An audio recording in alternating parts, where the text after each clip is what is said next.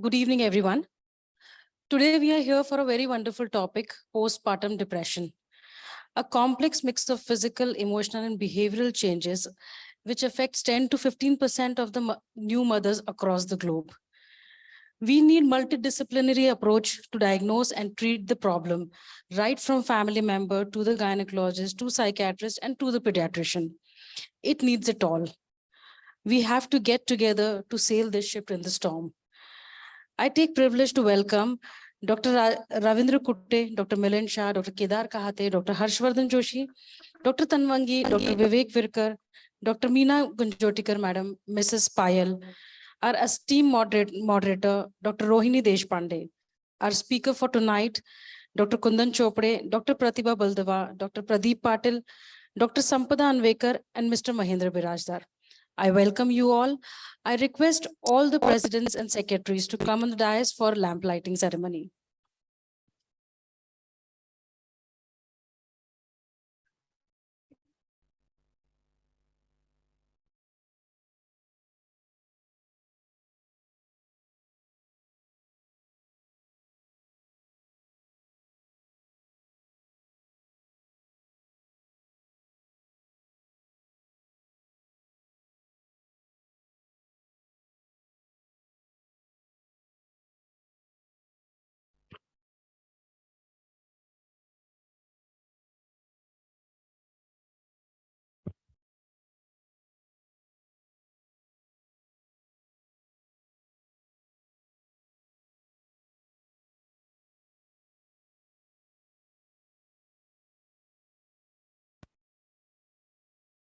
Guru Brahma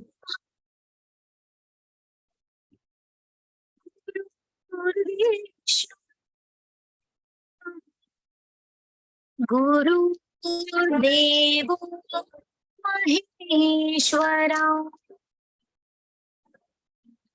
Guru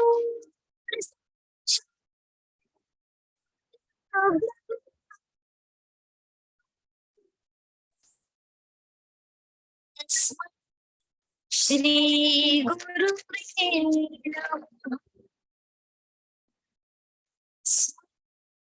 Shri Guru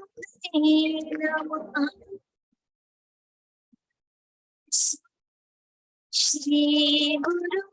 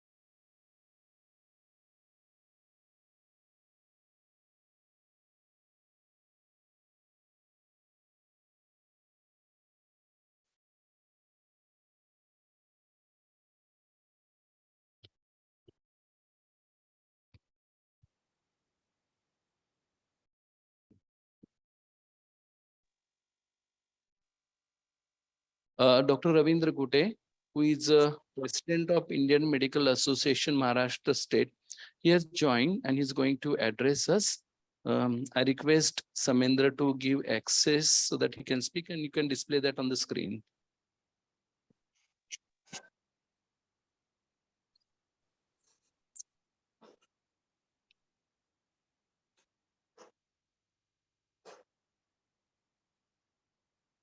Hello, hello.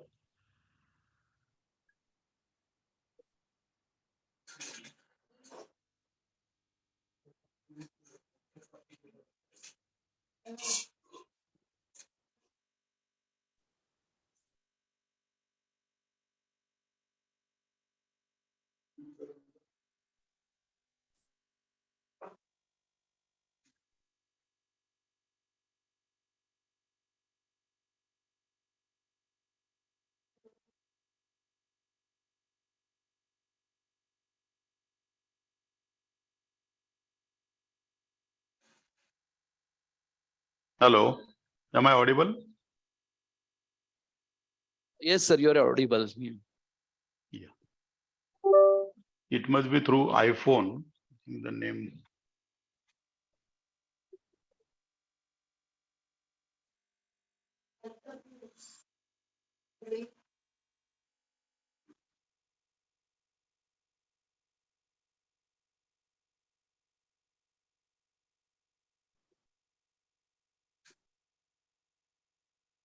Yes, sir, you are visible as well now.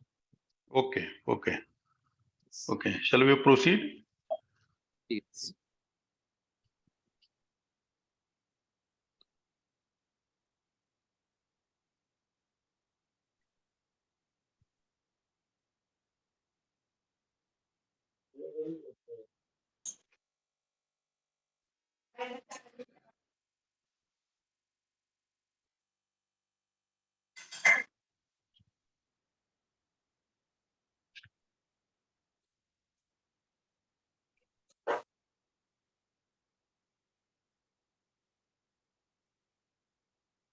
Sir, you can start. Yeah. Okay. Shall I proceed? Yes, sir. Yeah. Good evening, everyone. Hello. Good evening, everyone, for today's webinar. And the topic is postpartum depression. Dr. Santosh Kadam, who is the Secretary of IMA Maharashtra State, Milind Shah, Chairman, Safe Motherhood Committee of IMA Maharashtra, Dr. Kedar Kahate, who is the President of Indian Medical Association, Solapur branch, Dr. Rupali Raikhedkar, Dr. Harshvardhan Joshi, Dr. Vivek Virkar, and all the office bearers of IMA Solapur, Solapur Obstetric Gynec Society, OXY, Safe Motherhood Committee of IMA Maharashtra, and all today's faculty speakers.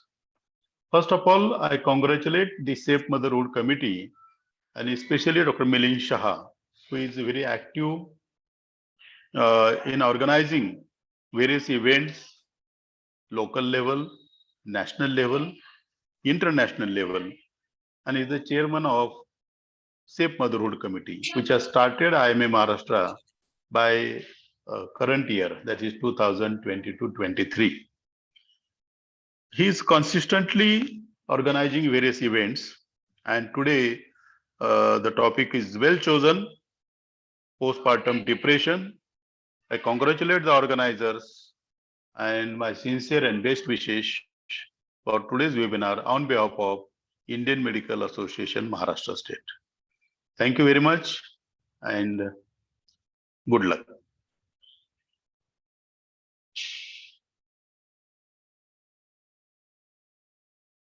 Over to MOC. Thank you, sir. Yeah. We are moving towards our most important topic of today's CME is postpartum depression, enigma to be revealed. I'm sure every mother experiences postpartum blues, but there is a thin line between this and the depression. Understanding this at right time is important, and we are sure our speaker will put important light on this topic, postpartum depression. I'm requesting Dr. Milind Shah, sir, who is chairperson and leading Safe Motherhood Committee, IMA. He is director of Naval Maternity and Nursing Home and Asha Kiran Sperm Bank and Infertility Center. Over to you, sir.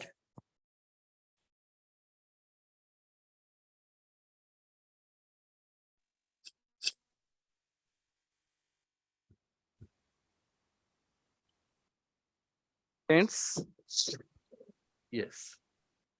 Good evening, friends. At the onset, let me welcome you all that you are gathered here in such a short notice to discuss this important actually topic in the maternity healthcare, postpartum depression. And I must say big thanks to Ajmera family, especially Payal Ajmera, Ishan, and all her actually family members who actually initiated this particular concept that yes, this need to be discussed. Payal is doing a lot of work on that particular topic. She's meeting many officers actually in the country as well as state to see that it is properly addressed when we offer the maternity services. I must say big thanks to the all organizations who came forward, realizing that yes, this is a very important aspect because all of us have noticed that one or other time actually in our practice, we face just such actually patients. So I must say big thanks to Indian Medical Association Solapur, especially Dr. Kedar, Dr. Rupali, Dr. Harshvardhan, and Dr. Tanvangi for joining and taking interest. I must say big thanks to the Pediatrics Society of Solapur as well, Dr. Kundan and the secretary as well. I must say big thanks to the Psychiatric Society.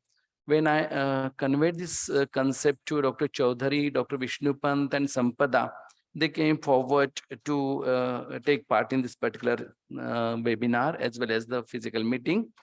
Dr. Ashutosh and Dr. Deepa will be joining soon from the Indian Pediatric Society. I'm more actually got impressed that when the FOPS, which is the international organization, which is a federation of all perinatal societies of Asia Oceania region. So I conveyed it to Dr. Sam, and he willingly said that yes, we want to endorse this activity because you all know that mental health is a very important aspect nowadays getting addressed across the globe. Not only across the globe, also in our country as well, because you all know that even our PM Modi ji has said that we need to think a lot about the mental health, especially this post-COVID era. And when it comes to the maternity, it is a very, very important as well. And there is always a risk of this psychiatric illness during pregnancy and the postpartum period, which you can see here. How much is the quantum of admissions for this particular cause during this period of childbirth, and few months earlier there's an antenatal as well as postnatal. When I was going through literature, I faced actually 2-3 such patients whom actually have seen faced a lot because of this postpartum blues, and few of them for the postpartum psychosis as well, though the incidence is very, very rare. But I realize I must see what is happening in our country as well, because I remember that there are patients who don't understand this is a psychosis, this is a postpartum blue. Rather, many of our women, they live in rural India, and they feel that there is something which is happening because of some black magic, and the woman, that particular patient, mother is behaving that way, and where we need to come forward. The World Health Organization also understood that about 22% of Indian mothers suffer from postpartum depression, and the country requires more resources for the capacity building. So I'm very sure in coming days, we are going to have a good actually the capacity building in this particular area, because my committee, that is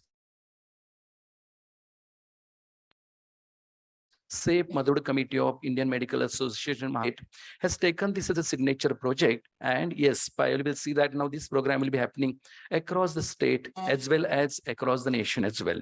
In fact, when I was in Hyderabad last Sunday, rather day before yesterday, a request came from Mysore as well. They want to conduct this particular program in Mysore because they say, yes, we are not discussing it. We don't know much about it. We need to understand it in thorough, actually, the way. And that's why I felt that WHO is understanding. Let us, we all understand it, the importance of this particular topic, and take it further. This is another review of the risk factors of postpartum depression in India and its management, which is done by Aditi Shedke and Swarupa Chakore. And this particular review, what it says, it's very interesting to know that is the most common healthcare issue in India faced by women who recently underwent pregnancy. And this can indirectly affect the growth and development of children as well, because naturally it gives some impact on the growth of that particular child whose mother is having the mental disorder after delivery. The management of this postpartum depression is an important thing to safeguard not only women, but also their children in India. And that's why we need to do a lot of work in that. There's a systematic reviews about this postpartum depression in India, whereby they studied, there were so many actually papers available. There are so many meta-analysis available, and which were compiled by this particular group by Ravi and et al.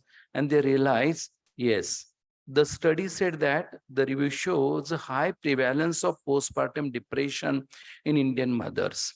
More resources are needed to be allocated for the capacity building in the maternal mental health care in the India.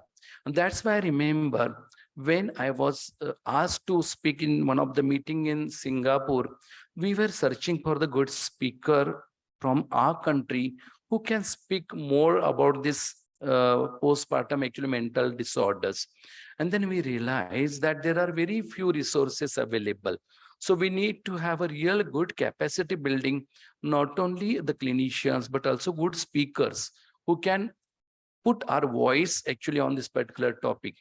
Friends, you'll be surprised to know that even the many people want to do that, and Payal is also one of them, who is doing her own way to see that how this voice gets raised in the at government level as well. Recently, she made the healthcare actually ministry in Maharashtra state, and they have taken this particular note very seriously. So I must congratulate you, Payal, for this initiation. And I'm very sure it is going to go a long way, because when we work for a cause with a lot of vigor and enthusiasm and interest, it always possible to reach the goal. And I'm very sure all those actually the women who are going to suffer are going to get benefited with the good services, rather good care when they face this. Now, when we see this postpartum, actually the mood disorders, there are a lot of variation as far as the symptoms are concerned. There could be a psychosis, there could be postpartum depression, or it could be just postpartum blues, or it can be nothing as well. Now, coming to the blues, the quantum is, you can see 50 to 85%. And the presentation is absolutely different. I'm going to share you the story of Vaishali. The name has been changed. You know, the Vaishali is one of the doctor who was working in my hospital. She delivered with us. She had a vaginal birth, a very good full-term normal vaginal delivery, and gave birth to a male child. Now, what happened?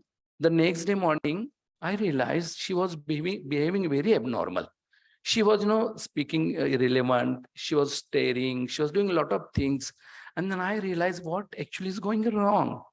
And Vaishali is a very intelligent doctor, and why she's behaving this way? So I just went to her for my rounds and I asked her, Vaishali, please explain me. She said, can you just ask everyone to go out? I want to speak with you in person. I said, yes, definitely. So me and my sister and all others went out. And what she told was really eye-opening. She said, doctor, see what is happening, that there are so many people and relatives are coming to my room. And everyone says, how you had a vaginal birth? How it is possible being a doctor? We thought you will undergo cesarean section. She said, why? Doctor cannot have a vaginal delivery? Then they say, everyone is saying, oh, so good, so good. And they're making so much noise. Doctor, I want to sleep. I want to have a rest. Can you just ask all of them to go out so that then I will be all right? I realized, yes, this is a part of blue. I asked all those relatives to take the understanding of this particular problem, and I put a board of no visitors on her room. And to my surprise, next day she was absolutely normal. This was just small intervention without any medication can happen. So we need to understand it, diagnose it, and we'll have to be very careful about it. So not only the psychosis or the depression or the blues, so the infection is another entity. Recently, one of the very affluent family men delivered with us. I realized after delivery, there were 55 relatives in the room. And they were, just making it as a celebration and all those things. And I was getting surprised. I was about to take the picture of that, which I missed. But I realized that we need to speak a lot with our society, that what actually happens. So these blues happen almost in 50 to 85% of women. Within first weeks after delivery, there is mood lability, tearfulness, anxiety, and sleep disturbances. There is minimal or no impairment of functioning where actually people don't understand the more importance of it. It is definitely time limited if intervene immediately, and there's no specific treatment required. But what is required is identifying this particular concept very, very clearly. The depression, major and minor depression, occurs in approximately 10% of the women after live childbirth, ranging from 5 to 15%, which may have acute early onset within days, but symptoms typically emerge over time within 3 months postpartum. It is also said that some of them, they have some roots in the antenatal period as well. It is often underdiagnosed and undertreated, and significant risk is posed to the mother as well as child if it is left untreated. Now, the puerperal depression as a distinct diagnostic entity, yes. Prevalence of this depression is similar to a non-puerperal, any major depression disorders. It has a similar clinical presentation. It has vulnerability to recurrent non-puerperal and puerperal depression as well, and similar response to the antidepressant treatment where we need to give that. And of course, our all psychiatric friends, they help us a lot for that particular cause. I remember one patient antenatally in Yashodhara Hospital, and that patient antenatal during COVID, actually the pandemic, and she was sneezing continuously for almost 2-3 days. And Sampada, probably you must be remembering that patient. In fact, I could not find her video. I wanted to show it to our actually audience. And to my surprise, we tried every way. We took so many opinion, ENT opinion, physician opinion. But finally, who came to rescue is Sampada. She came to see that patient. She said, sir, wait, I will do the magic. And she did it. That's how actually we need to see that this particular care is taken properly with a multidisciplinary approach. The psychiatric history predicts risk of depression in the postpartum period. And that history needs to be definitely taken into consideration when we see our antenatal patients. Quite often, we get those patients who are on the antipsychotic treatments, and then quite few of them with the fear that these drugs will cause harm to the baby, they stop it. And suddenly the things get exaggerated. So it is a duty of every OBGYN to speak to that psychiatrist to understand where the things are going wrong. And accordingly, we can have a good dialogue amongst our itself as a clinicians to see that her drugs are properly continued. The anxiety disorders are sometimes panic disorders, or there may be obsessive disorders, can be seen in the absence of depression as well. There may be comorbid depression and the anxiety. Now, this obsession and compulsions again can vary from patient to patient. Could be something very funny as well. But one need to give a thought of this because it can sometimes go up to the level of doing harm to infants. We have seen certain cases in the civil hospital which were in the media as well, where they found there were the marks of actually cut on the baby, and then they realized it was something psychiatric problem to that particular mother. The obsessions are more common in the PPDs, almost 57%, than in the non-puerperal major depressive disorders, that is 36%.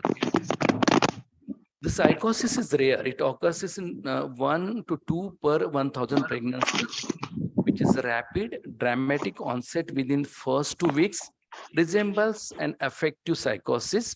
Early signs are sleep disturbances, restlessness, depressed or elated mood, agitation, delusions, and depersonalization. Risk of self-harm and harm to infant, again, it's very commonly seen in postpartum psychosis. Especially the risk to the baby one need to understood. Many times we have heard those stories of killing the infant in Punjab, and we were correlating it with our PCP-NDT issue. Rather, government also used to give a lot of importance to that, saying that it could be because of getting a female child. Partly it is true, but partly I'm very sure it is a part of this postpartum psychosis. I don't think that any mother will kill her baby that way only because she's a female child. Few of could be the rare actually the incidences, but it could be psychosis as well. Now, is there any relationship between this postpartum depression and the bipolar disorders? Yes, there is an increased risk of PPD in women with the bipolar disorder. At early age, at illness onset, there are recurrent depressive episodes more than 3, brief episodes of major depressive disorders, hyperthymic personality, antidepressant-induced hypomania, a non-response to 3 or more antidepressants, where again the role of psychiatrist comes in large way. Recently, I met one of the patient in my Mumbai clinic, and she had actually this particular issue. And there were 13 drugs were given to her. And she was saying very proudly, doctor, I got this particular problem. And I was on 13 actually tablets, which I was taking. Now it has gone to 9. And I was just wondering, even as a clinician, thinking that, is it really necessary to give that? But then I spoke with the concerned psychiatrist. I always have a fond of this because it's a pleasure to understand new areas when we are practicing and we are giving services to our women. And then I realized what actually the presentation was and why she was needing so many drugs to control her problem. And that's how one need to see that it is properly addressed by speaking with each other. The pediatricians also play a very major role in that because they are coming, and quite often one of the cause could be the fear actually for that particular concept. The symptoms usually appear acutely within 48 hours. It is psychiatric emergency. Estimated risk for bipolar patient is 20 to 30%. The further evidence of this bipolar connection is the family studies and the genetic studies. Nowadays, we know that everything is related to the genetic disorder. The postpartum psychosis is also not the exception to that. There is a susceptibility linked to the variation at the serotonin transporter. And that's why one need to work on that as well. Now we have realized there is always genetic predisposition to any particular disorder, and one need to see that it is properly seen. 95% of affective psychosis, there is actually bipolar disorder or the schizoaffective disorder. 5% have the schizophrenia as well. And the recurrence of affective episodes is a rule, those circumscribed illness may be seen. What are the implications for the early detection? Symptoms, which are very, very important. As I told you the story of Vaishali, there are so many such actually revealed stories, which we quite often unable to realize. Especially in country like us, especially rural population, you all know that. What is normal, actually the understanding of the society, बाहेरचं काहीतरी लागलेलं असेल, and that's very common listen. They think that it is some ghost or something is affecting actually that particular lady, and that's why instead of taking medical advice, quite often they go to some babas or the mantrik, which is not correct. There are multiple contacts with the healthcare providers, and PPD is frequently missed. There is a major role of the all faculty, the obstetrician, pediatrician, and of course psychiatrist, and that's why I was very, very happy to have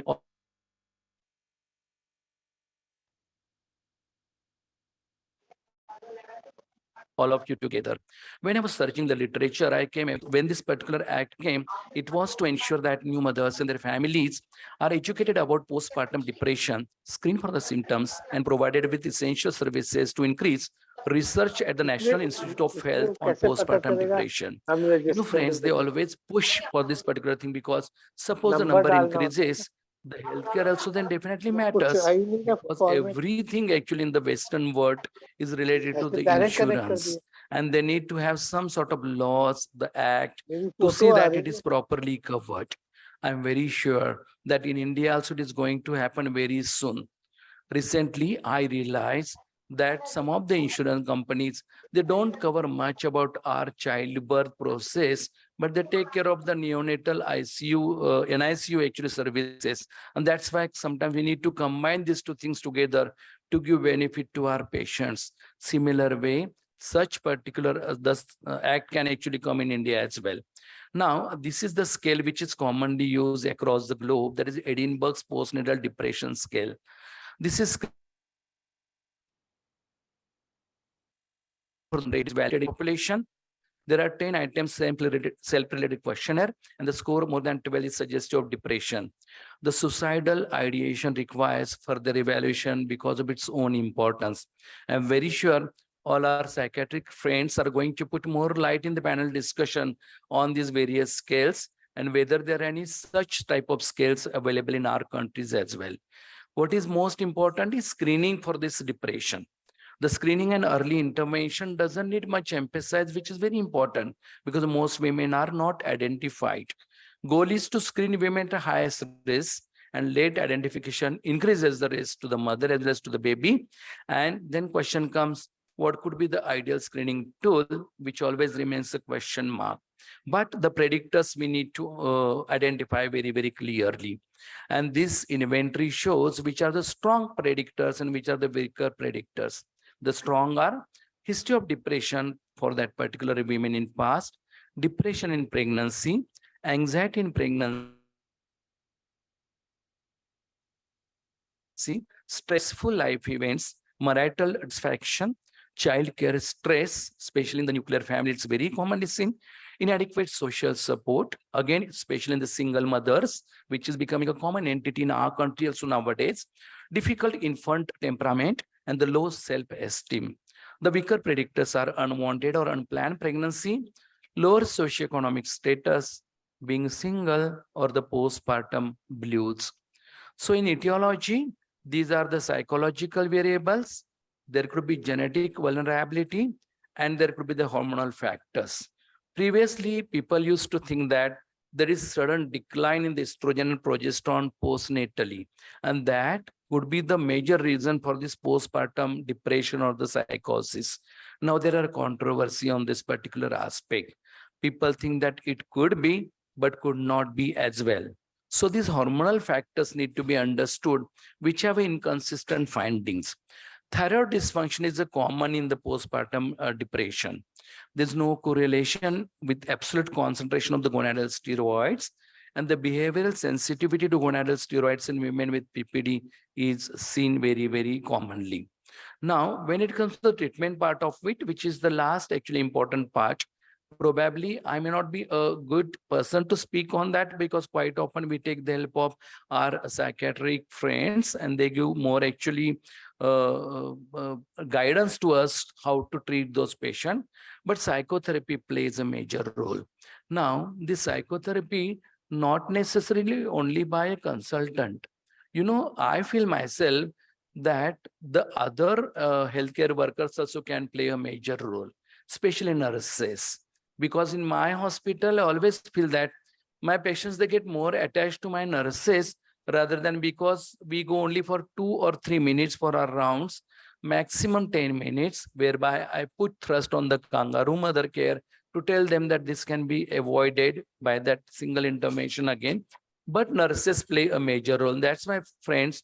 When I actually asked Mr. Biradar, who is done his MSc in the nursing, and the topic was the psychiatry again. And that I realized when I delivered Mandakini, his wife, and she's also has done that same post-graduation. So I was happy. I said, good, a time or a day will come when I will take your services. And I'm happy that he consented to be here today to give his guidance, because nurses can get actually a lot of opportunity to speak with their patients when they're in the ward or in the rooms. Now about the pharmacological treatment, I'm not going to speak a lot on that, but these are the 3 groups which are commonly used, and they are used in the varied way, and they have seen the treatment response according to the drug which we use. I'm very sure we'll have more discussion on this particular thing, comparing the treatment response from our psychiatrist, because they will tell us about this thing. But about the pharmacological strategies, we need to have data to support the use of serotonergic agents, because those are commonly used otherwise also in all depressive disorders. Other antidepressants may be effective. We need to give them adequate dosages. Adequate duration of the treatment is again very important, that more than 6 months, and adjunctive anxiolytic agents are also required. quite often even other adjuvants like the good vitamin supplements also play a major role in that particular condition. Now, the treatment of this bipolar depression during the postpartum period, there is no treatment studies in the literature. The thing was mood stabilizers. You know, I have seen last month, 2 of our patients were on lithium. I was just wondering, not postpartum. One of the patient was the perimenopausal. But I realized that, oh, this is also the thing which we need to understand now, because they were doing routinely the lithium levels as well. The atypical antipsychotics may be helpful. Antidepressants may exacerbate mood and should be used with a lot of caution as well. Now, is there any role of hormonal treatment? Because when we are thinking of this sudden decrease in the estrogen and progesterone, there are inconsistent findings of the progesterone. Progesterone, in fact, may exacerbate the mood symptoms. Estrogen, sometimes they find a beneficial alone or as an adjuvant to the antidepressive treatment. Now, there are so many such studies which I came across, whereby by giving estrogen for this postpartum depression, to find out how actually it helps. This is a study which was done in 61 women with postpartum depression, and there was no evidence of any uterine hyperplasia and can be utilized. But we need to also think about the other actually untoward effects of estrogen as well. All these women were put on low serum estradiol, which in the sublingual or the oral format. And after 2 weeks, there was good clinical recovery. And all that has been done by measuring these particular scales which are utilized by for assessing these particular psychiatric disorders. So the treatment part in the psychosis, it is emergency. Treat as an effective psychosis, and mood stabilizer or benzodiazepines should be thought about. If it is rapid and effective, the electroconvulsive therapy. Many actually clinicians as well, the doctors have certain misbeliefs about the CCT, and I'm sure that all psychiatrists will agree on that. I can see Vishnupan laughing through, because one of my sister's son, he underwent recently a lot of PCT, and all the time I was getting worried. Finally, I called a doctor asking him that, can you please tell me or teach me about this CCT? And he was very happy to tell me that, yes, there are a lot of things we need to understand. The duration of treatment not well established. We need for a maintenance treatment in patients with recurrent affective disorders. Now, the breastfeeding is important aspect in the postnatal period, and many times the family is also getting worried. The mother also get worried. About 50% of these women, they nurse their infants unless it is a very severe mental disorder. The benefits we all know: the nutrition, immunity, and cognitive development. All medications are secreted in breast milk. There are concentration in breast milk which vary, not vary according to a drug, but also from patient to patient. There are adverse events in the infant are very, very rarely seen. The decision has to be made on the case-by-case basis. That is very, very important. Quite often, we don't realize what is going to happen in that particular child when we give those particular drugs. But again, as I told you, having a dialogue with your friend who is practicing psychiatry is definitely going to help a lot in that way. Now, question comes, which antidepressant is the best? The one that is likely to work the best. That is what actually the main quote is. One need to consider the antidepressant used during pregnancy, because they have worked during pregnancy as well. Use agent to which patient has responded to it in the past. The sertraline, paroxetine, and the other drugs, there are no adverse events. Per se, I never use on my own these drugs. That's why I won't be able to tell you very exactly how actually it would be. The identification of this risk factor is very important, because all said and done, the prevention is very important in any particular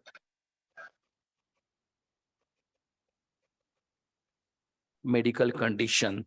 And for suppose high risk of postpartum psychiatric illness, this disorder is definitely preventable. Friends, what we are going to do at the end of this particular meeting, that the Shah, Ajmera, and Chandalia family have come out with the wonderful posters. Those posters are not only in English, but also in local language, Hindi and Marathi.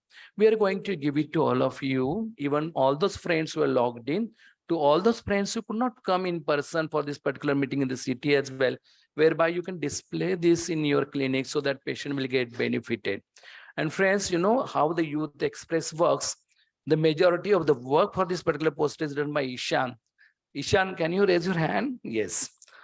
So I was impressed by when you told that Ishan has taken so much efforts when he understood this particular actually the problem, and these posters are going to help a lot way. So friends, the stratification of risk is very important. Whenever there are actually all these conditions which are there already prevalent, we'll have to work accordingly. There's no history, we'll have to give just routine. If there's a history of any major depressive disorder, consider the prophylaxis by speaking with your friend. If there is history of postpartum depression or recurrent severe major depressive disorder, then we'll have to think of the prophylaxis as well. And we'll have to think about lithium as well sometimes if there is history of postpartum psychosis as well. There's always a risk of relapse following lithium discontinuation. So one should not take decision on your own. Always take the help of expert, and they will tell us what actually can done in those particular cases. There are actually non-pharmacological prophylaxis also available, what we call the interpersonal psychotherapy, which really works really well. Because I realized that finally these women are very much afraid because they hear so many stories. For example, almost 50% of our patients, they hear some mishap during childbirth, antenatally or postnatally, and they want to correlate it. And all the time they come to us saying and asking that probably it is going to happen with me as well. You know, friends, then what happens at that particular moment? When I speak with them, they understand, they know they're actually neck, but they get more comfortable when my sister speaks with them. And that's why I realized that I need to do that. Recently, again, I appointed a certified counselor, Rohini, in my actually clinic, who has done a diploma in counseling from Symbiosis. And now she's working with us as she got retired from the another institute. And we are going to give a good actually load of work as far as the counseling part is concerned, because I find that is very, very important. The pharmacological prophylaxis in the postpartum major depression, the antidepressant treatment in women with history of PPD, there are equivocal results about that. So question comes lastly, what could be the long-term impacts of these postpartum mood disorders? There are many. Actually, there is delays in the cognitive development of that particular child. There's increased risk of behavioral problems. The infants have sleep problems. Toddlers have temper tantrums. School age anxiety, inattention, hyperactivity, aggression, poor school performance, insecure attachment and emotional dysregulation. And this is always the risk for child abuse and neglect. We hear these stories actually again in the Western world very commonly, that some particular child takes gun and shoots in the school, and so many children they get death. But I'm seeing those such examples in our country as well nowadays. That's why one need to be think about this particular thing. These are the impact of postpartum depression on the cognitive functioning. Another study where they found its correlation. It also has long-term effects on the intelligent quotients and the cognitive function. Another study which affirms on that, and to your surprise, it is more commonly seen in boys than the girls. Probably maybe because girls quite often speak openly with the parents compared to the boys. Boys have their own actually the area. So friends, to summarize, postpartum psychosis is very common. Untreated illness has significant impact on the child development and the well-being. Effective non-pharmacological and pharmacological treatment is very, very important. Early treatment is associated with the better prognosis. So a last video for you, again to show you the tantrums, but in different way. Can you put some noise to that?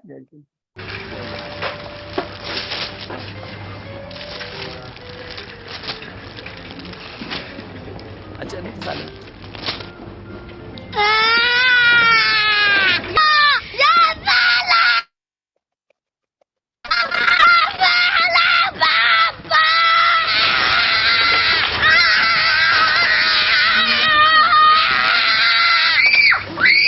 So friends, this was the best rated commercial in the Europe last year.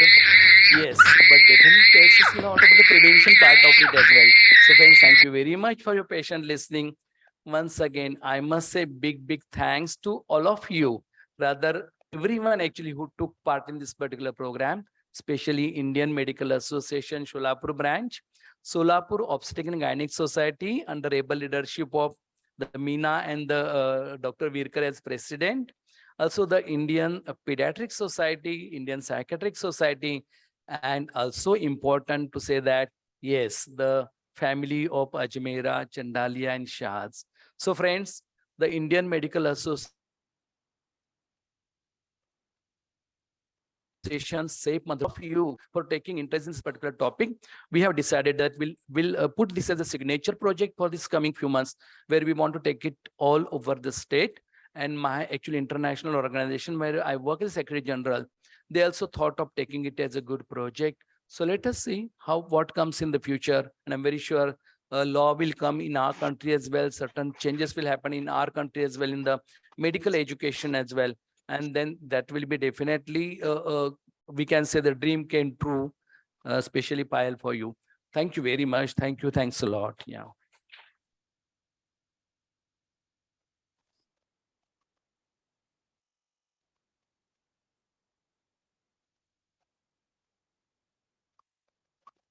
Thank you, sir. You have definitely put some blocks of this complex puzzle in place. With this, we are moving on to our next session of panel discussion. I request our chairpersons for the panel, Dr. Rohini Deshpande, madam, and Dr. Meena Gunzotikad, madam, to take over the session.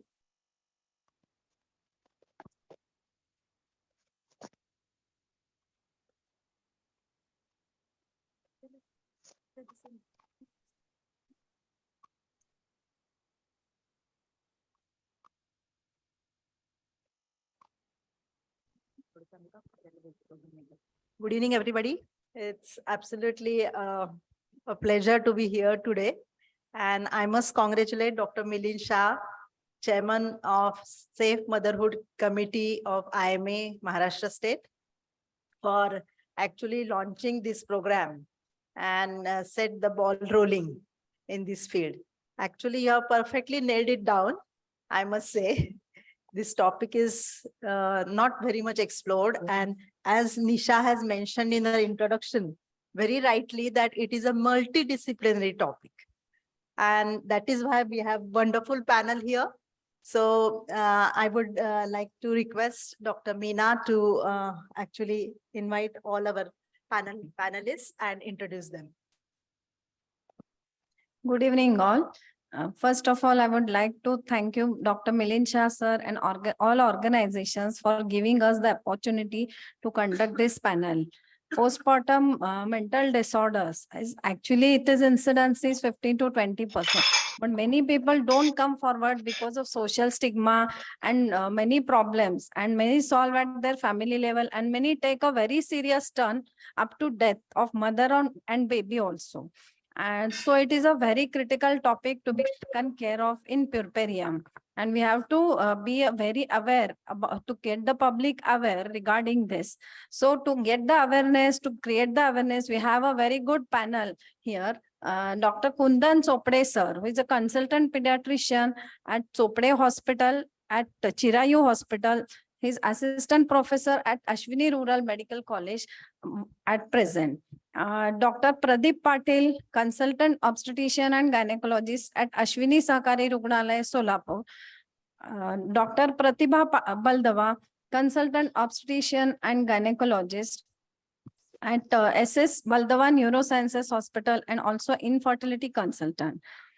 Dr. Sampada Anvekar, she's supposed to be first female psychiatrist in Solapur, and she's working in consultant psychiatrist at Sampada Anvekar's Neuropsychiatric Clinic, Solapur. And we have Mr. Mahendra Biradar as a nursing lecturer who has done specialization in psychiatry mainly. I invite all the panelists for the panel, and I request Madam to continue. Now let's start with the session. We are going to make it very clinical and very practical. So let's start with the case scenario. Para 1, who has just recently delivered, and now she is presented in follow-up clinic. Her mother with a history of change in behavior, disinterest in feeding the child, unable to sleep, not eating well at all, and not talking to anyone. And so she looks like, very withdrawn. So, Dr. Pratibha, she's come to you. So what will be your approach? Madam, since her behavior is looking a little altered than the normal, I would like to first talk to her. If she's not comfortable while talking in front of her relatives, I would like to speak to her in person when she's all alone. I would like to interfere and to know exactly what is happening with her. If she is really in a very altered state, is not able to tell us, I would like to take the help of a psychiatrist. She could be either suffering from postpartum blues or she could be going into postpartum depression. I would like to find out the cause for this. There are various causes why a patient can have postpartum blues or postpartum depression. Sometimes it could be a serious stress event in her life which has occurred because of childbirth, like she must have lost a job or she must have lost a loved one, or she could be having some personal family issues like lack of support from her spouse or from her family members. Or there can be because of some sudden hormonal changes that occur immediately post-delivery. That could also be a reason that she is suffering from the same. So basically, I would like to take her, speak to her properly, try to find out the cause. If it is not, even if I'm not able to get through, then I would like to take the help of a psychiatrist. Dr. Pradeep, would you like to add something which she has not said? I hope you all listen to her. Like interviewing her, we will also like to interview her close relatives. as well. Absolutely, absolutely. How she behaves or has she Yes. had some history of Absolutely. Pregnancy or before pregnancy as well. Here there is also, Yes, Pradeep, you there want is to? she's unable to sleep. So first, we would also like to find out whether she has had enough rest after delivery, because sometimes even physical or mental exertion could lead to such a scenario. So would you like to take help of psychiatrist or you will manage yourself? No, we would definitely would like to take the help of our psychiatrist friends. So now the question goes to Sampada. Yes. How are you going to help us? Yeah, first of all, ma'am, in the postpartum period, it's a very delicate period and a patient comes with change in behavior. We need to first rule out organicity, like change in behavior, irrelevant talk, confused state needs to be evaluated for electrolyte imbalance, any history of fever or any neurological event. Because during my residency, I had seen few patients and especially one in the casualty, a male patient. It's just to correlate. So he came with sudden violent behavior and everybody wanted to shift him to psychiatric ward. And just while history taking, we got to know that there was history of dog bite few days back. So it's like cerebral or viral encephalitis patients present with so they present with violent behavior, change in behavior. So every change in behavior or every irrelevant talk needs to be thoroughly investigated for organicity. And then if the things are ruled out, history taking and addressing to the some, as sir rightly said, and even as madam rightly said, closely speaking to the patient and talking to the relatives, so that any small issues can be handled on OPD basis. And if you feel that the symptoms are severe, they are causing actual impairment or they are suicidal ideations, then you need to definitely intervene aggressively. Especially every gynecologist, I would say, when any patient with change in behavior, would ask that, are there any ideations of harming yourself? So काही स्वतःच काही बरं white करू वाटतं का, काय स्वतः म्हणजे मरायची इच्छा होते का किंवा जीव? Because sometimes we are scared to ask these questions. We feel that we may inculcate these thoughts in their minds, but it's not like that. We have to ask. And sometimes they clearly say no, it's not like that, or they say that it's there but himmat hot nahiye. मुलांचं किंवा फॅमिलीचं बघून छान. So it has to be clearly communicated and these points have to be asked to every patient. Yeah, I think you have made very Also, valid points. We would Yes, like to yes. address, Yeah. would like to address her behavior or her attitude towards the newborn. Yes. Newborn So safety is it's, also very important. basically, you have to take good history and also take interview with the family members who are immediate family members looking after her. And as Sampada said, you have to rule out the organism causes as well, because there could be a viral infection causing something, making this behavior little different. Mr. Biradar, you wanted to say something? Madam, actually, usually when the female gives a birth to the child, means our community focus is almost to the baby, not to the mother. Because we only ask, how is the baby? And we do not consider a mother. So mother feels insecure for the purpose of that. Absolutely. Because mother feels that the relatives are only concerned for the delivery of the baby and not who is delivering. That is mother. So according to me, as well as the baby should be given the importance, but even the mother should be considered for that. You made a very valid point, and there is one very beautiful statement that everyone wants to hold the baby, but nobody wants to hold mother. That is what it should be Yes. like, And because see, when the mother sees all this picture, that picture means automatically it comes in her mind that now the relatives are not considering me and they will take the care of the baby only. So according to me, this would be the certain So there margin are a to lot be of the- factors which are playing around when the childbirth happens. Yes. Like, the change in hormones, Yes. baby being around, the relatives hovering around, Yes, yes. and all the nurses, doctors, Because she this has to is take in everything. this experiences has undergone in my wife also. Yes, yes. Even after So only- delivery also, every but ask Yes. me how is the baby? She asking how is the mother? Yes, yes, madam. You So have this to is see the the fact. picture outside our Labor room, yeah. Once the baby is delivered, the center of attraction Yes. is. How is the baby? Yeah. And mother is eka kopaऱ्यात.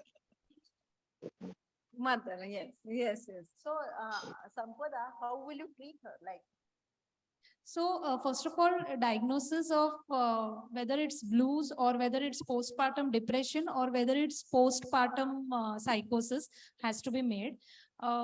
Blues, as sir said, it is very common and we mainly need to differentiate. There is a very fine difference between depression and blues. That is, symptoms are mild in blues, and in depression there is persistent sadness. It is the persistence what is important, persistent and pervasiveness of the sadness or uniform sadness is there. Whereas in blues, sometimes they are happy, sometimes they are sad, they are crying also, but it is the mood is labile here. And there is also anhedonia, what we say in depression, that decreased interest in all routine activities, which is seen more in postpartum depression, whereas it is not seen. So they are interested in other activities, but they only feel sad on and off. Family history has to be taken, family history of any psychiatric illness, or there is previous history of any psychiatric illness, sleep disturbances. As once all history is taken, and then then you have three modes of treatment. One is medications, second is ECT, and third is counseling. So what about also CBT? ECT. No, CBT. Counseling. So various types of counseling we have. In counseling, we have cognitive behavior therapy, rational emotive behavior therapy, supportive counseling, and other therapies we have. So based on the need for the patient, we can take that kind of counseling. So medicines, should I say in detail? It's If okay. I- We are going to send it to you, so don't worry. We are not. Thanks. All this has to be very non-judgmental for the patient as well. It should be a very compassionate approach to encourage women to feel very safe and also not to further stigmatize, because this is what happens when we refer the patient to psychiatrist. The relatives are little taken aback. The patient is also little not very much accepting that we should be going to psychiatrist, and it becomes a real stigma. So that has to go out from the minds of relatives as well. open-minded and patients should feel very safe.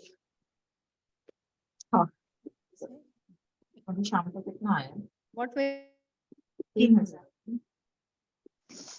and fits? Sir. Now here comes role of pediatrician. Now the focus has been shifted to baby, and now hero comes like pediatrician. And the basic requirement is breastfeeding. So they want to have good advice for breastfeeding. Here I want to emphasize one thing, that the breastfeeding should be done. The advice should be given in and throughout antenatal period, that you are going to feed the baby. Then if there are any issues like inverted nipples, they should be corrected. As we give advice for breastfeeding, it should be exclusive breastfeeding. No pre-lactal feeds should be given, like honey and all things, that should not be given. And baby should be attached to mother as early as possible. And all signs, latching signs should be given. What we see during rounds at that mother not confident, and there is some issues of latching and feeding problems are there. So we have to address it, and we have to counsel that she is able to feed the baby properly.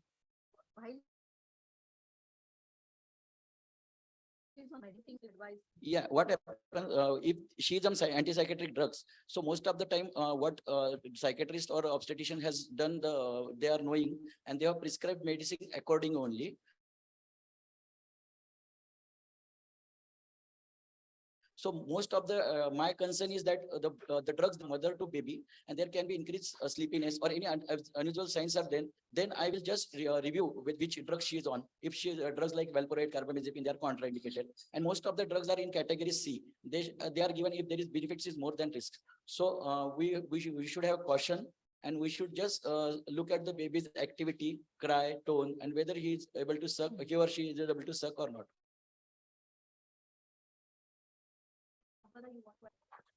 Usually, there are no much studies available even during pregnancy and even breastfeeding about the drugs, whatever we use.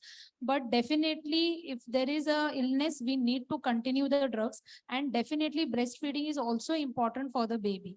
So usually in our clinical practice and guidelines also say that we keep the dose at the lowest possible, minimum number of drugs, and whenever we start drugs, just observe the baby. Also, the pediatrician is having close watch over whether there is sedation or any other jitteriness in the baby, or there is any fluctuations in the vomiting, irritability can be noted in the baby. So mostly the mood stabilizer drugs like valproate, carbamazepine, they are all best avoided in pregnancy. They are contraindicated. Even in breastfeeding mothers, some amount is secreted. And so we usually use antipsychotic drugs, and antidepressant drugs are much safer than mood stabilizer, anti-epileptic drugs. So we should continue in the lowest possible, that the least possible dose is possible. We continue the drug and also breastfeeding. Sometimes non-satisfactory breastfeeding can also lead to some psychiatric disorder. So give me माझ्या बाळाला sufficient feed करू शकतो. That is the main issues what I have seen whenever I go on visit.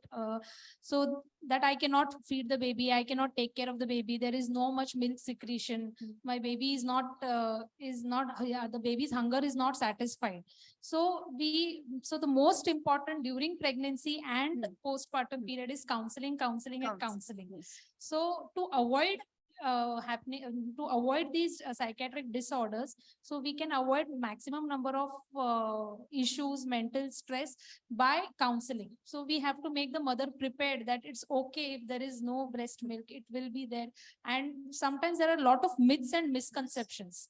So that has to be handled. So I think nursing sir would highlight more on this, because they play a very important role handling the baby and the mother. Yes. I would like to add a point here. As Sampada madam rightly pointed out, it is the uncertainty in the mother's mind that when the baby is born, will I be able to take care of the baby?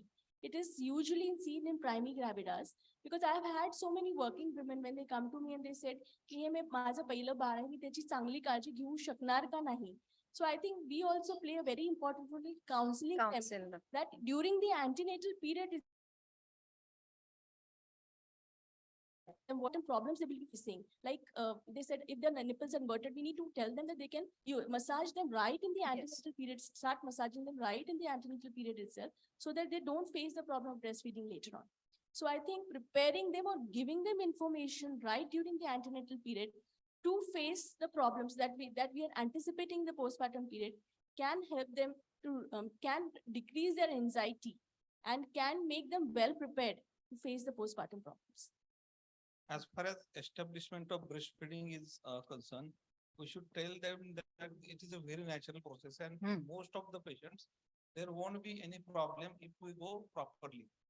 We need to boost their confidence, and even positive reinforcement should be used. And here comes the concept of baby-friendly hospital. Actually, there are 10 commandments are there. The breastfeeding policy should be written. It should be counseled to them.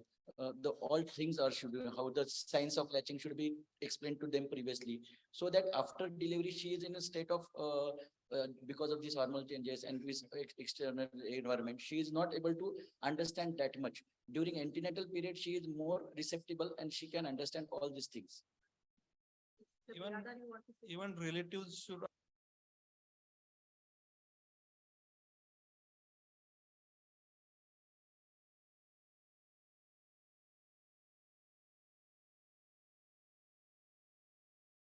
that they should not be remarking negatively. Relatives should be counseled. Yes. So there are a lot of. Even our staffs also should be still there. How will you, sir, Pradeep sir, how will you advise her about contraception? Suppose she's taking. Came to you. Usually it is question is because of hormonal imbalance. So there is a mixed scenario which is seen. Hormonal contraceptives should usually be avoided in the postpartum period, especially in postpartum depression. What is preferable is using either a non-hormonal intrauterine contraceptive device or barrier contraception like burning condoms or maybe diaphragms. Implants can also be used. So better is to avoid the hormonal contraceptive pills because it is the hormones which is the key factor for causing. What other thing that is seen is, suppose if we have to give hormonal contraceptive, estrogen can be of some benefit. So using an estrogen plus combination can be used in PPD, but preferably avoid the hormonals and use either barrier contraception or an IUC, a non-hormonal IUC. Okay, thank you. Psychotic drugs, even there is a question of drug interactions between them. Yes, that's another issue. That is why we should avoid The anticonvulsants and the clonazepam ones. So they again interfere with the estrogen progesterone. But it's very important to give her contraceptive advice. That advice has to be given. Yes. That's very important. And that is often forgotten, and usually they come again with the second pregnancy very soon and adding fuel to the fire. Anyway, Dr. Pratibha, if this woman who has had such kind of a thing in her first pregnancy, postpartum, she comes to you and says that I want to go for another baby. She has become all right now. So how will you take care of her? So she's a high risk patient for us because we know she has had history of postpartum depression in the previous pregnancy. So we have to take extra care. First, what are the triggering factors for PPD in her previous pregnancy? Means what was the event that triggered that? Suppose if that event can be found out or that triggering factor can be found out, then we can prepare her mentally and her relatives as well as mentally and physically for that triggering event. Or if we don't find any triggering factor, we can still counsel her and have an antenatal consultation itself with a psychiatrist during the antenatal period, saying that she is at high risk for having PPD in the postnatal period. And if it happens, consult a psychiatrist at that time. So can you narrate, Dr. Patil, some of the situations which can actually trigger this kind of maybe postpartum blues or depression or maybe even psychosis? Are there any vulnerable Trigger factors? factor. Yeah. Trigger factors. For psychiatrical. For any mental disorders? Family wanted a male child. Yeah. Okay. It is very common, very common. So there is a lot of pressure. Other triggering factors can be Gender sometimes like question. Gender. Sorry? Other triggering factors could be like sometimes she has had a job loss. Yeah. And she's Okay. carrying and so she cannot continue with her job. Or there can be death of some loved person in the family. Yeah. Or she has had even facing domestic violence. That is such a big issue. Or she cannot be having some support from her spouse or other family member. Anything can be else anything. that you can think of? Parental loss, maybe. Yes, absolutely. Yeah. Perinatal loss or even a stillbirth, or maybe Neonatal death. she's having NICU. an NICU, ICU base. Be having some medical illness. Yeah, or maybe baby's having a congenital malformation. anomaly, because huh, That anomalies. also can trigger all this. So there are a lot of things which are perinatal factors. Madam, Also sometimes one point that Yes. is He like wants to say. we have Yes. Yes. if it's an unplanned pregnancy, even then the women become very apprehensive. Sometimes what happens is the women does not want to carry that pregnancy at that time. Yes, yes. And if it accidentally happens, she is not mentally prepared to carry it. So then again, that can precipitate or that can be a triggering factor. Yes. Mr. Birazda? Madam, I want to share my own experience. During COVID time, 2020, my wife was pregnant. And due to the stress, that is, COVID was there, and even I myself and she used to go for the duty.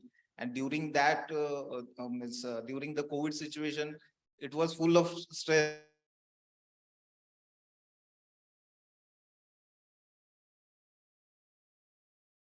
That after finishing our duty, we have to take a bath in the cleanliness. So at the 7th month, her BP was raised.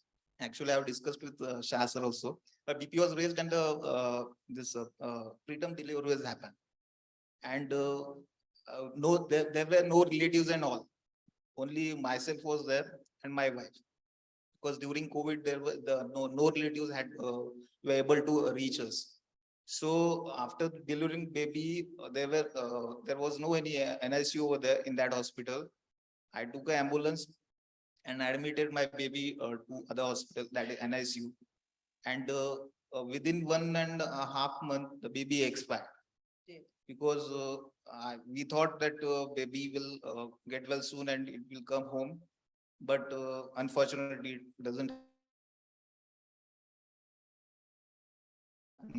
So for the last 1 year, we were fully depressed. Actually, we both, I can understand. yes, husband and wife, we were both depressed. And I tried to keep her calm and happy, in a happy mood.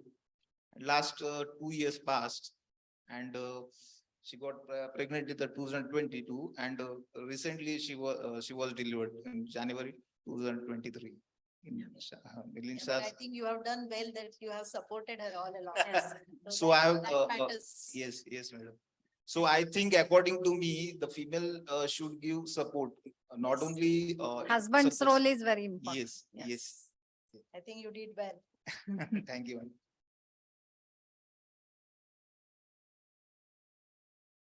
So this Gravida 2 Para 1 presents to you, Pratibha.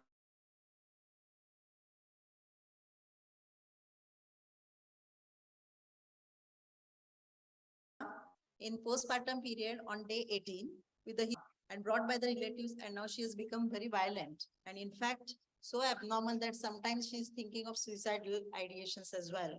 So how do you manage? Looking at a violent behavior and history of previous postpartum psychiatric illness. She has come to your hospital. Yeah, so this looks like postpartum psychosis to me now. Mhm. She is in full-blown postpartum psychosis on day 18. Best would be to involve a psychiatrist at the early stage itself. Speak to her, try to speak to her if she is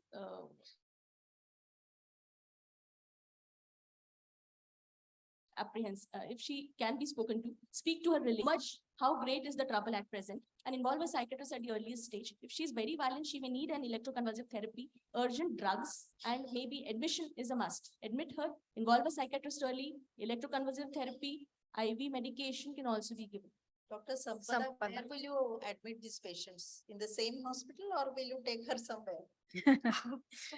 I would initially stabilize the patient wherever she is brought, because transportation would be really very Yeah, difficult. So initially, we can definitely stabilize with medicines, injectables very swiftly. Within 5 minutes, the patient can be sedated. What So, injectables? Serenase, Finargan. If it's Okay. not available, lorazepam, Midas, whatever is available. Okay. Even Finargan, I think, is usually present.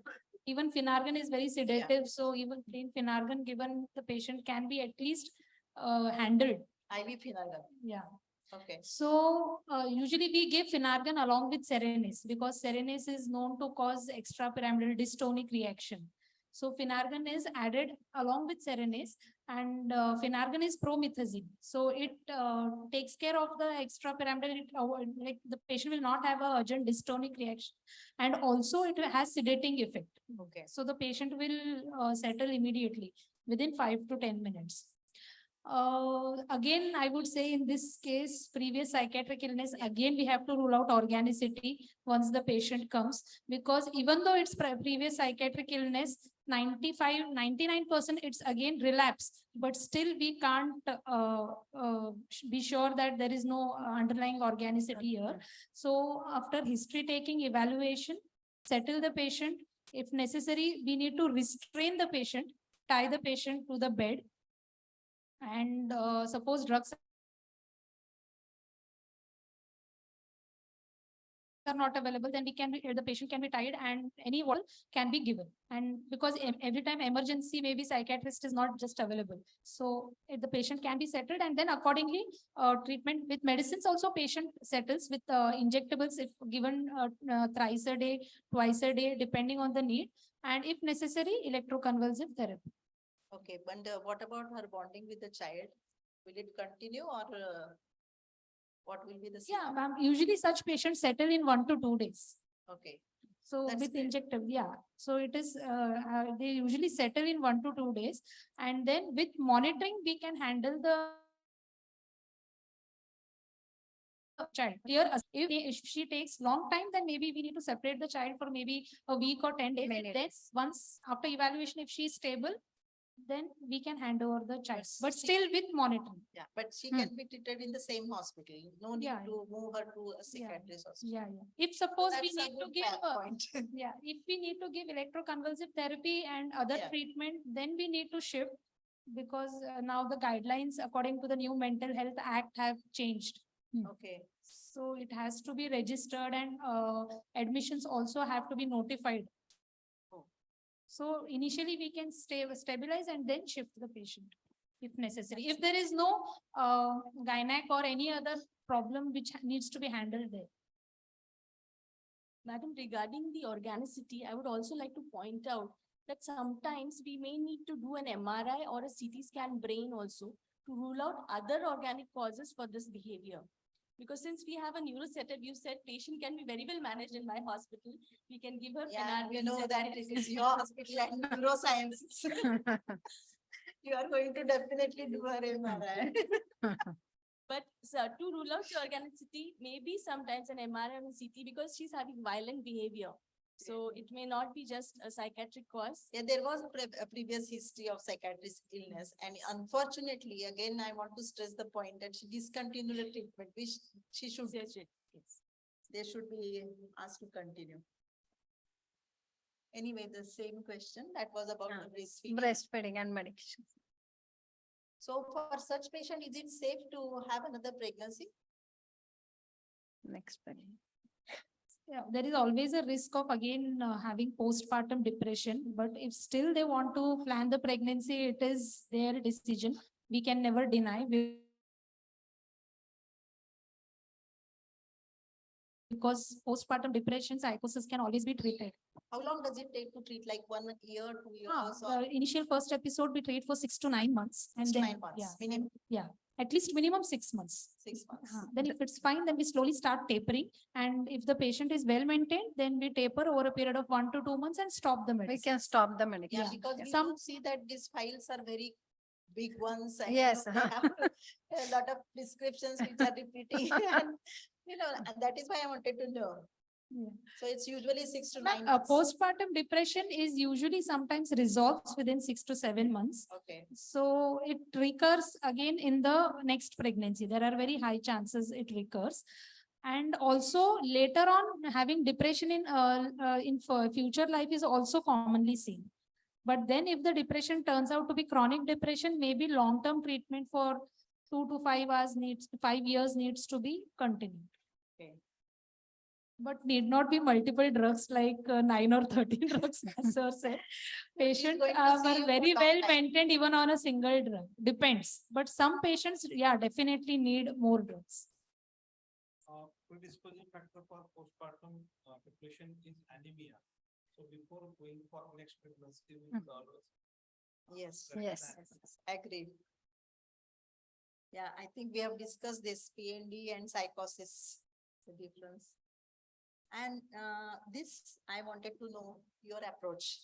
Milind, maybe you can also, tell us how will you develop this integrated and coordinated program with this multidisciplinary team for such kind of a postpartum depression? Have you got any views on this? Everybody can contribute.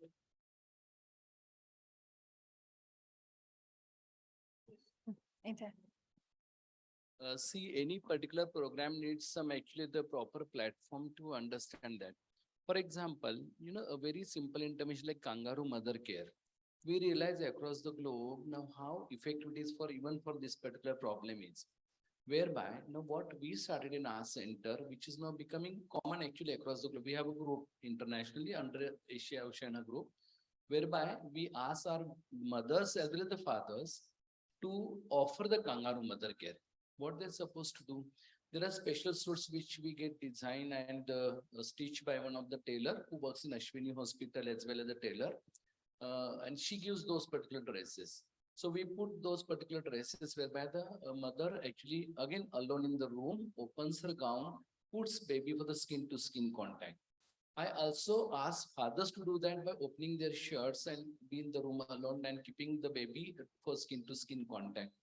And I will tell you, friends, it is a big revolution in their, affection for the family. And the fathers are so enthusiastic, especially the Zabai who comes for one day, nowadays stays for 5-6 days because he feels that now he got involved in the baby care as well, equally importantly. So such programs actually also need to be designed, which we are definitely going to do in coming few days under aegis of IMA, Safe Motherhood Subcommittee of Maharashtra State, which will give it to everyone. And they may modify, they can give inputs because every scene has different actually the ideas. We can do that way. I think perinatal mental health support group, that would be a ideal situation. Now I would like each of the panelists to contribute to this. Just one-liner take-home message. Thorough history taking. Thank you. Very important. I would say active listening, non-judgmental. Yes. counseling part. Counsel, this yes. counseling is very important. Yeah. Counseling the patient and Relatives. Which starts antenatally as well as Ah, continues yes. postnatally. Yes. Yes. And also with the neonatologist. Yes. That is very important. Very, Neonatology yeah. should be involved antenatally also.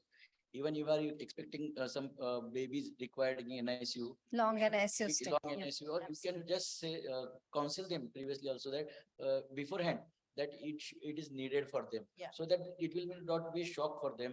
That you So have that shift- time also counseling of mother is also important. that's She very- thinks 2 दिवसात येणार, 4 दिवसात येणार. करत Like, means long. What we practice when we Yeah. shift the baby, we Yeah. just show the baby to mother. Ha, we have to Then only we shift. Yeah, involving Yeah. neonatologist Mother in the care council, of the yes. Mother is very important, especially Feeding- the feeding, delivery what we have process. talked about breastfeeding, that should be given proper advice, should be given, and she is promoted to give breastfeeding. At least one sister or one doctor should be there within for a few hours to just initiate the breastfeeding. Mr. Birada. Inculcating along with this CBT, that is cognitive behavior therapy, also group therapy should be practiced. Because in cognitive behavior therapy, we withdraw negative thoughts and we inculcate or induce insert positive thoughts. And in group therapy, not only the wife and husband is involved, also their relatives also involved. So by practicing this, what is the proportion or what is the percentage of the blue psychosis or postpartum depression might decrease? Thank you very Thank you. much. I would like to thank you. Ma'am, I just need 2 minutes. I Yes. just want to highlight on ECT because yes, there is, We were wanted to ask Yeah. the question. so basically there is lot of stigma related to even psychiatric medicines as well as ECT. So most of the doctors are also very much unaware about ECT as well as psychiatric medicines. So they also sometimes misguide the patient, say that these drugs are dangerous or they are sleeping pills and you get addicted. But the case is not so. Psychiatric illness, like any other illness, needs long-term treatment, just like skin diseases or any autoimmune diseases or just like non-communicable diseases like hypertension and diabetes. Medicines have some side effects, but if closely monitored, patient can have a very good quality of life. Single drug, not necessary we need to give multiple medicines, but the files are indeed large because they have to come for follow-up every 1 to 2 months. But drugs are actually pretty now. The drugs whichever are available for depression like SSRIs are very much safe without any major side effects and without any renal damage or so with long-term use. Secondly is ECT, electroconvulsive therapy is the safest and it is the gold standard treatment, especially in mothers with postpartum depression and psychosis, because again there is a problem of medicines and breastfeeding. So the mother is going to heal very quickly. ECT works like magic. And ECT has no side effects, absolutely no side effects. It's a very, very safe treatment. And the only contraindication for ECT is raised ICT. Other than that, it can be even used in pregnancy, but still there is a lot of issues and related to early labor or preterm delivery, we usually avoid. But postpartum, yes, definitely we can use ECT, especially for patients having suicidal ideation. It works like wonders. 1 or 2 ACT patient is happy and laughing. So we, more than we telling, the parent gynecologist suggesting on ECT or just talking a few lines or without misguiding, the patient will become more acceptance towards ECT, because whenever we suggest ECT, they do not agree to that. So whenever patient first time comes to me, I say that ECT is necessary so that they prepare their mind till the next follow-up. So it works like wonders because we can give it in any phase during the postpartum period. And it just involves, it's like OPD procedure wherein the patient should be empty stomach for 8 hours. Short GA is given. Hardly a very minimal amount of electric current is given for very minimum period, hardly for 1 or 2 seconds, and the patient is conscious within the next 10 to 15 minutes, and the patient can go home after ECT. So it's very safe. There are no any major complications. There are some risks associated with anesthesia, which any which phase is there for every procedure. So that needs to be, people need to be aware of that and about the medicines, because there is a lot of stigma attached to psychiatric medicines as well as procedures. So that awareness needs to be taken. Thank you. Yeah, Veena wants to say something. Yeah, to prevent the postpartum mental disorders, it starts from antenatal period only for gynecologist. When the patient registers to you, from that time only you have to counsel the patient to relatives regarding this, and the condition should not happen. You have to take care about this. Postpartum depression is very much treatable, and the team effort, I think, adds to the better outcome of the patient. So at the end, I would like to thank Dr. Milin Shah. Can you stop this background voice?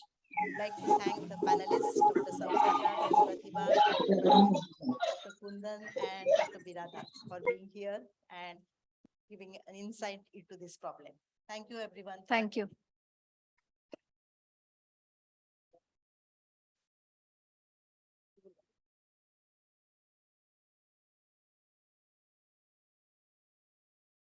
Thank you so much to our esteemed panelists for this wonderful panel session. Now I'd like to invite Mrs. Payal to speak about the topic.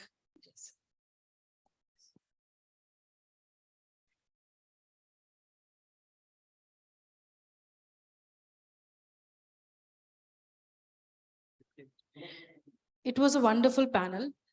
And we really learned a lot about psychiatry. And as Sampada so well said, that there's a lot of stigma attached to psychiatry and psychiatric patient. So I'll tell you, Dr. Sampada, that there is a lot of stigma attached to psychiatrist also. Yes.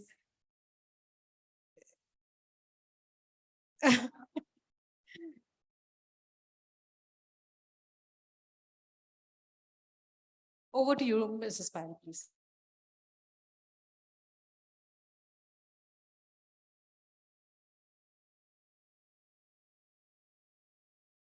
Thank you. The people. So when when I used to talk about postpartum depression to people, they used to ask me, are you a social worker? Why are you talking this topic to us? Or why are you bringing it up? And do you belong to NGO or are you a doctor? I used to say that I am totally, far away from this medical field. And I'm actually currently right now work for America as a team lead in typical IT professional, you can say. I happened to come across a case which is very close to my circle. And I have seen that the family did not know about postpartum depression and it needs a medical intervention. And they got to know about it like maybe after 2 months or 3 months in that period. And then it was extremely difficult process to bring back that person to normal. In that, family was heavily involved, husband, in-laws, parents, and it took almost a year to, follow this entire process and, bring back to that normal person. So that was actually eye-opener. And so what I wanted to say is the problem here is many people do not know about it. Many well-educated people do not know about it. And on top of it, women who suffers hardly actually talk about it or want to talk about it because it's a stigma. Depression in our country, and not only in our country, even in USA, it is something similar. Nobody wants to talk about it. So what is needed is we all have to, normalize it by talking more, telling more, as you rightly said, and telling more and more about it. And so that's where I think definitely you all can help. You are our superheroes and you have a power to make change. You have a power to make difference. So that's what I just wanted to say. And thank you very much for arranging this event. I personally wanted to thank you, Dr. Milincha. It was not possible without you. Such a crude form. Last 6 months, in November, I was here in India and I told him, doctor, I wanted to do something about it.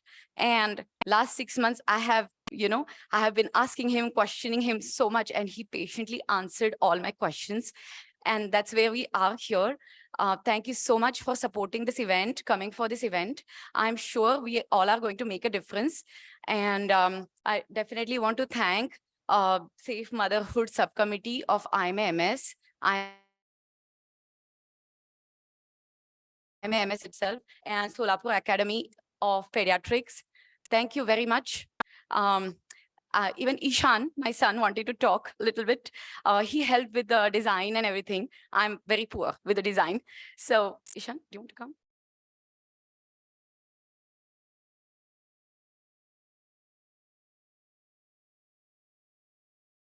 Hi, my name is Ishan Ajmera, and what I wanted to say is that there's not a lot of information about. And even if you ask someone that do you know about postpartum depression? A lot of doctors, it's like is that with your help and all of our efforts combined, we can really push this awareness and make sure that no family who needs this information can be left unhelped. We want to try to help everybody and make sure that no one should ever suffer from this type of depression. Thank you. Thank you, Mrs. Payal and Ishan. It was indeed a pleasure for us to have you here. This event was possible with the help of our sponsor, FarmEd. I would like to invite Yeah. Mr. Ramdas Aran, Regional Manager of FarmEd, to speak Before that, should we distribute this poster? Yes, sure. Yeah. See, what we have decided that as a token, we'll give it to all presidents and then we'll keep it on one table so that all of you can take the one poster. So I will request the Ishan to please come forward so that we can hand over those posters. Your These microphone posters, is I will give you unmuted. friends, आपका tell microphone us about sir. all the myths, misbeliefs about the postpartum depression Can and you to give the message to the society that it's a unmuted केलं तुम्ही? debatable. And as Payal told, a lot of people were put in by Ishan himself because I was just wondering, I was asking Payal, how you're finding time to do all that? And she said, "Ki my son is going to help me for that." And when I met him, when they visited here, I was very much happy to see that even the youth expresses with us to support for this noble cause. Yeah. Yes. Yeah. First, let me ask the Dr. Vivek Virkar, please come forward. Before that, we want to show you. Yeah, please bring that poster here. You can take one and show the everyone. This is in English as well as Hindi and Marathi. So you can very well give inputs because we are going to modify as well by your expert inputs because I know that you all are very much expert in that. Yeah. This is, yeah. So in charge This आहे is in Hindi. Chief This is Motherhood in, होता. yes, Maharashtra. English, and this is in Marathi. Okay. So, yeah, please come here. We'll click some Soft pictures. spoken आहे, sweet spoken आहे तो. Aggression नाही बिलकुल. Yes. अरे वाह, अद्वै का. Good, good, good. Yes, very nice. मी काय म्हटलं वरती सर्व बघू सर्व खालतं मांडून झालं. म्हणजे तुम्ही ऐकत असलं तर ऐका. तुम्ही दोघंही या, मी बोलवलं यांना. ते आपण एक सेट यांना देऊया. You come here, मी इकडे येतो. तरी आज टेक्नॉलॉजीमुळे एवढं तरी शक्य आहे. See, I appreciated this effort by the family because I realize it is not only the doctors, non-doctors also can be of a great help actually for this particular cause and could be for the other medical conditions as well. That's why the support groups are required. Video This is व्हायला sort of a पाहिजे. support family I can say about for this particular problem of postpartum mental disorders, which we are going to utilize as an example to see that the proper counseling is done with our patients. Video व्हायचं बरोबर. Drop off video. संपलं की video. I will ask other presidents to come. Yes, Dr. Kedar Kahate, he is president of Indian Medical Association and always very supportive for our committee also because we do a lot of work, as you said, as you have seen that we had gone to Vairag for our Gaon Chale project. And I'm thankful to one of my member, Dr. Vidya Tirankar, who took initiative and she takes actually the efforts to go to Vairag, which we are going to adopt for the our Gaon Chale. And IMA state is very thankful to her for her all contribution. Yes, Dr. Kundan Chopade, he's the president of Paediatrics Society, very active member, and now he is taking a lot of efforts to form the ISOPAP chapter actually in Solapur so that we can do more such activities and we'll be happy to have the interaction with all our pediatrician friends. Yeah.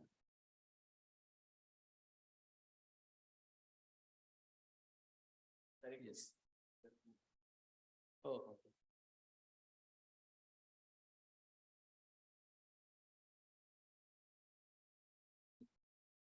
Yes, and from Psychiatric Society, I request Dr. Vishnupant Gavde to please come forward. Yeah.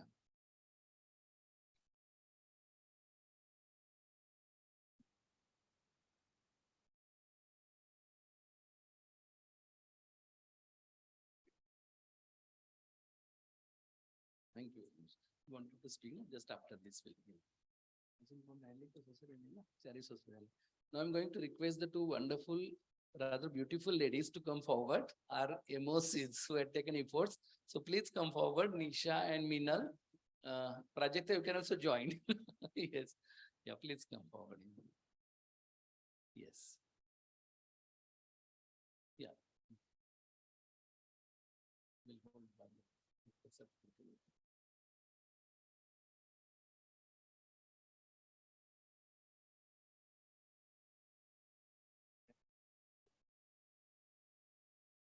Mom has gone? Bar.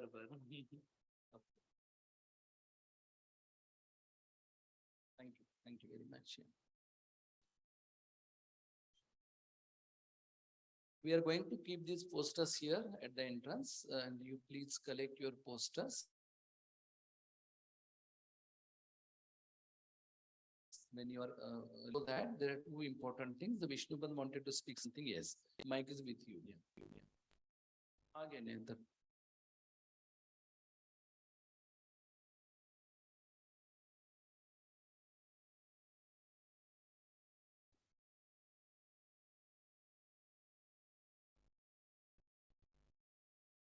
Thank you, sir. This is a great approach.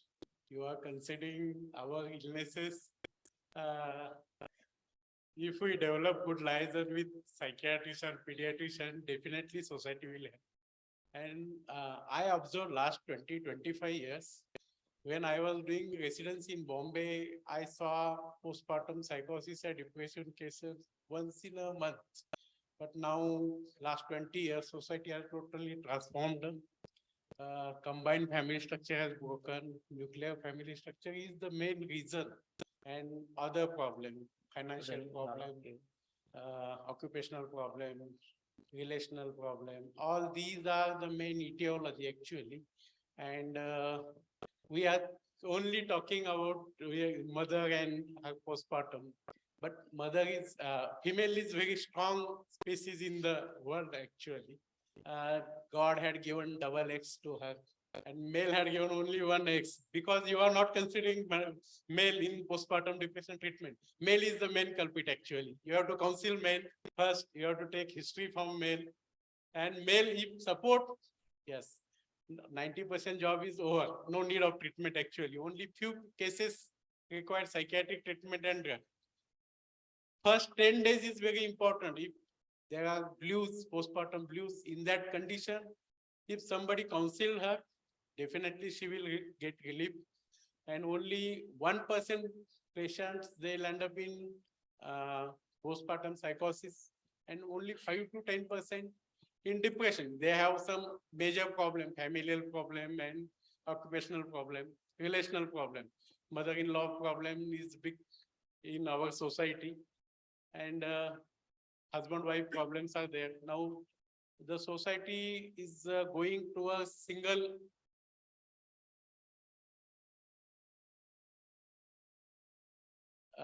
life actually, support to others.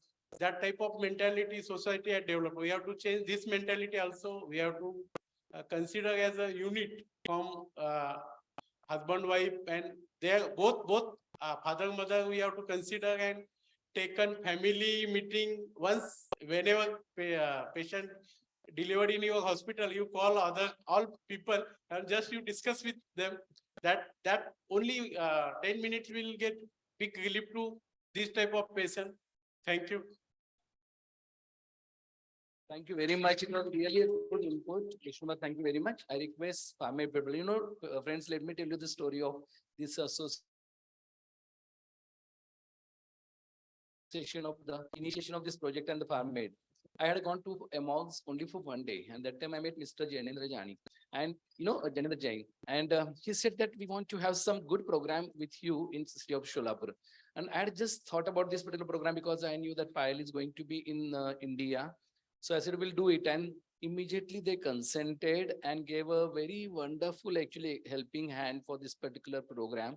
So I'm going to request, yes, Ahmed, especially Mr. Ramdas, to say words about your actual contribution.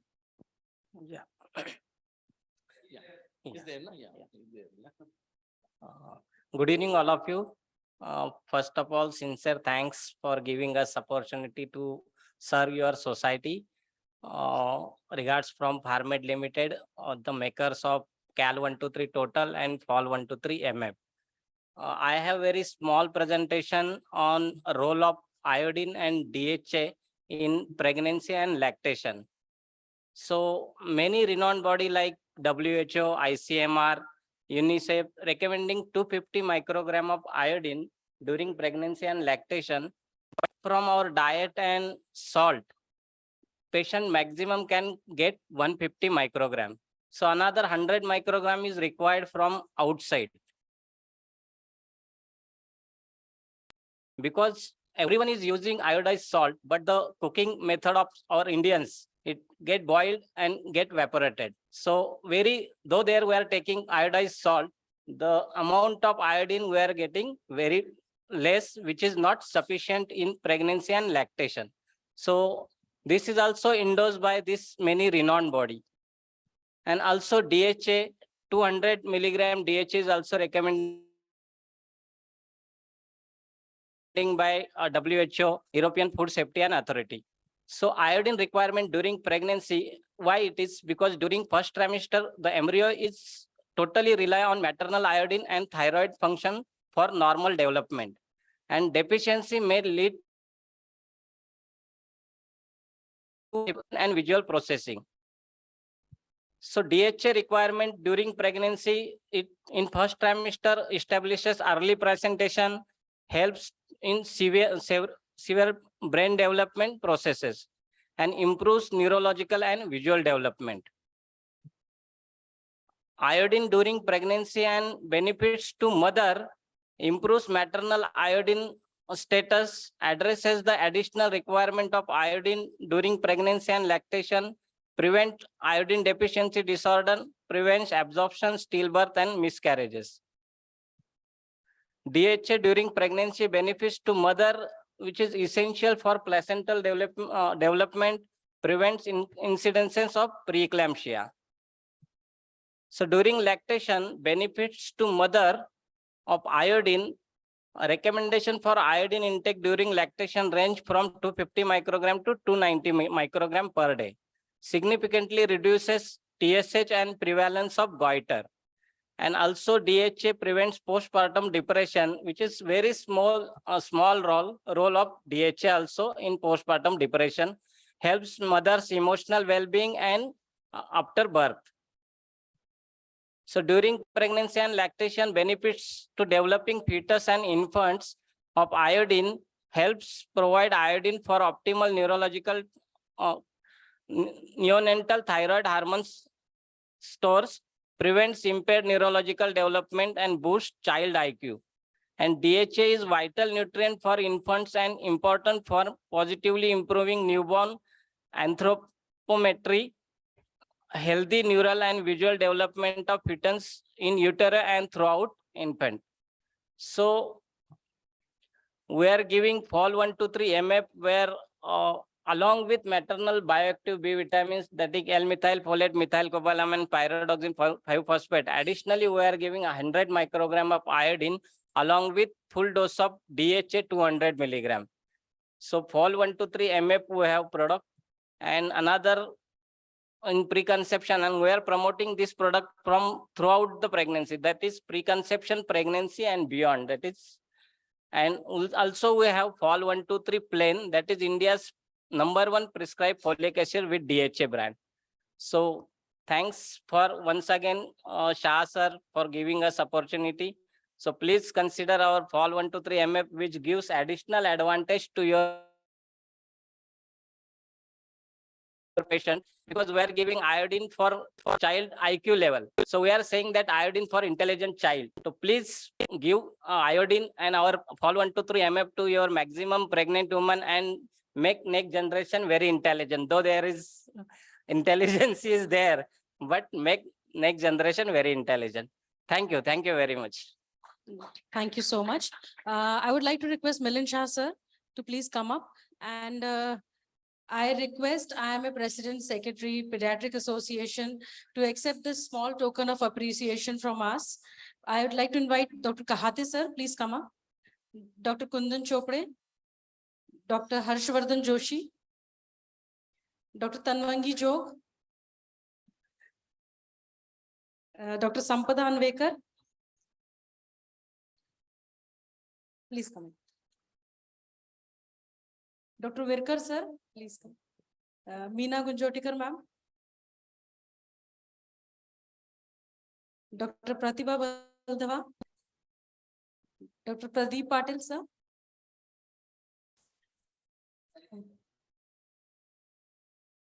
Mr. Mahendra.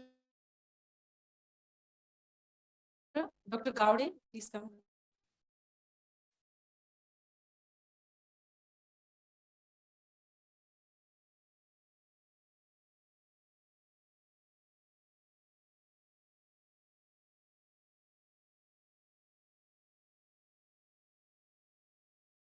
Request Mrs. Payal to please come. Dr. Rohini, ma'am, for being such a fantastic panelist as always.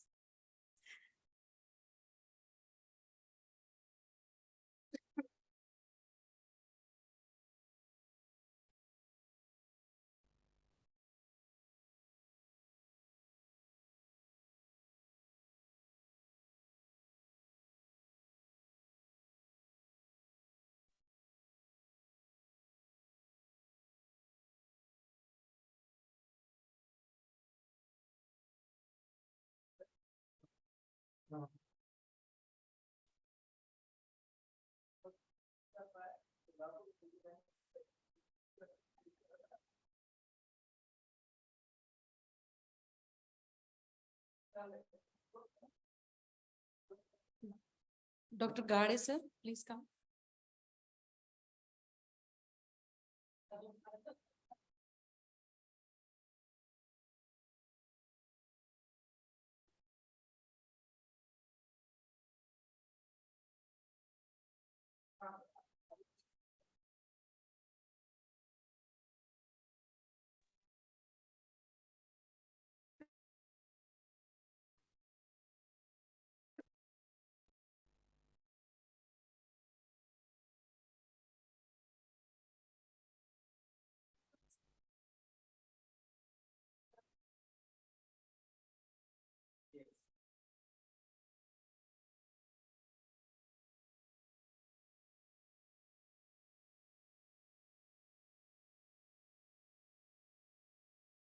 Dr. Prashant Gade, sir.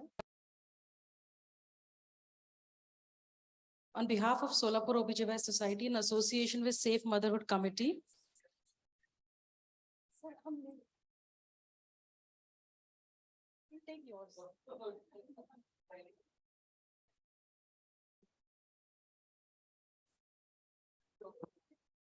Dr. Meenal and Dr. Nisha.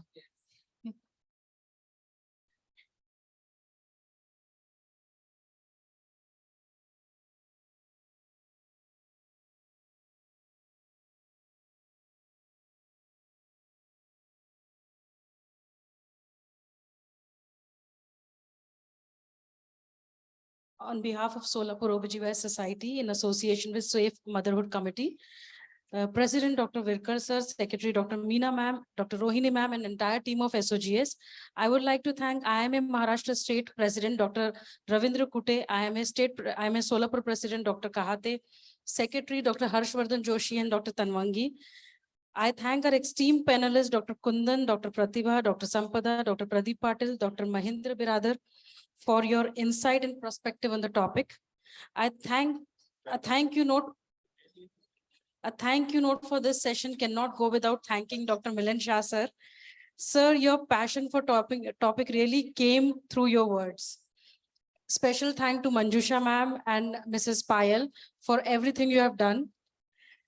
And last but not the least, a wonderful audience online and offline for making this event a special one. Now I invite all of you for dinner, and for online people, we can send you some pictures if you like.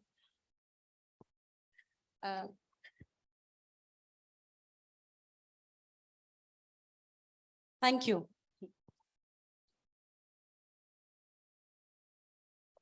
We will have a photo session after dinner. Yeah. Now only? Okay. has made one point on